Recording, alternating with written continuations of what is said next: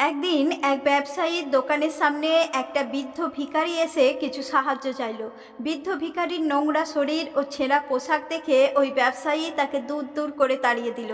ওই ভিখারি তখন আকাশের দিকে তাকিয়ে ভগবানের উদ্দেশ্যে বলল, ঠাকুর, এদের তুমি ক্ষমা করো। এই দেখে কৌতূহলবশত ব্যবসায়ী তার পিছু পিছু গিয়ে দেখে তার কুঁড়ে ঘরে ভিখারির অসুস্থ বৃদ্ধা স্ত্রী শুয়ে আছে।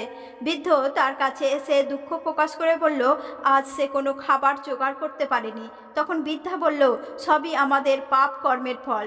কিছুদিন আগেও আমাদের বাড়ি গাড়ি সম্পত্তি সবই ছিল, কিন্তু আমাদের সমস্ত কিছু থাকা সত্ত্বেও আমরা কোনোদিন কোনো দান ধর্ম করিনি, কাউকে সাহায্যও করা হয়নি।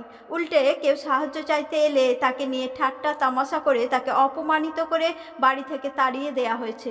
মর্ত্যলোকে সবাইকেই তার কর্মের ফল ভোগ করতে হয়। ঈশ্বরের খাতায় সমস্ত হিসাব নিকাশ লেখা থাকে। ঈশ্বর সবাইকে